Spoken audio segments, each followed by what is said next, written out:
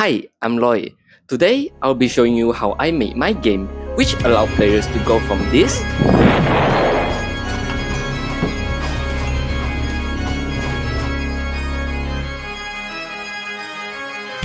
to this.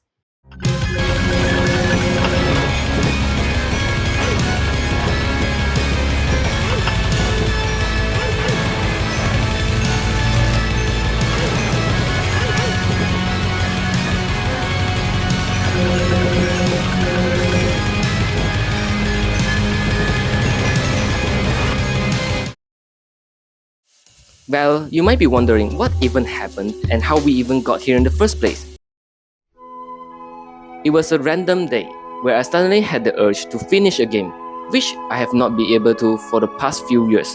And that's where I got the idea of making a roguelike. Which, if you don't know, essentially a roguelike is a game genre where there will be permadeath, but the main focus of the game is to have fun. Yeah, whatever he said. I figured this would be a good idea as I would not have to worry about continuously pushing new updates and I would just need to create a simple game loop. And so I started with planning.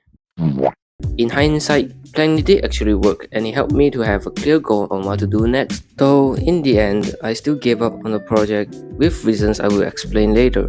But looking back now, I did put a lot of effort into this project. Anyways, after the planning, I did start with programming and ended up with a simple combat prototype.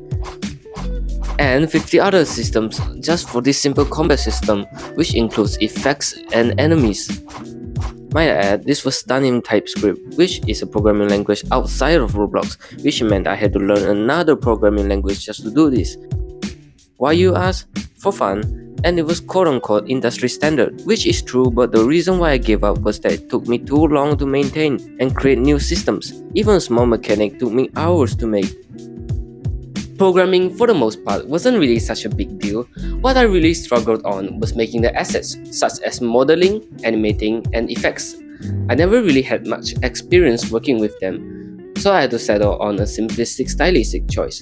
In which case, for my game, I settled on Roblox classic theme.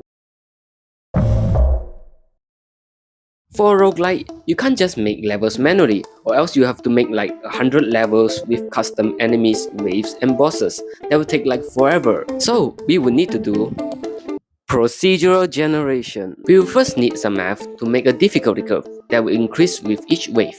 But now that we have a difficulty curve, what do we do?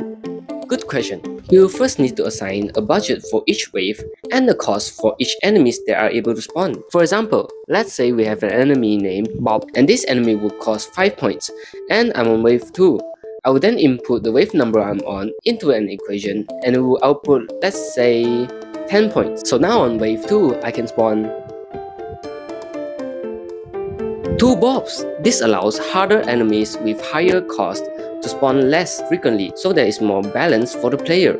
I will continue to go on about the technicality of the game, but I don't have much time. Basically, this is just like any other roguelike. You just get a bunch of items, continue to stack them, and then become immortal for like 20 minutes, give or take. Overall, it's still quite fun and I'm happy with what I managed to make. Is there anything you would do differently or add if you had more time? Yeah, I was thinking of remaking the entire game, in Lua of course, as the game kind of blew up and gathered over 100,000 visitors somehow. Despite everything, I'm still looking forward to remaking this game when I have time, as not only did I learn a lot, I also had a lot of fun. Anyways, I hope you enjoyed my video. Thank you.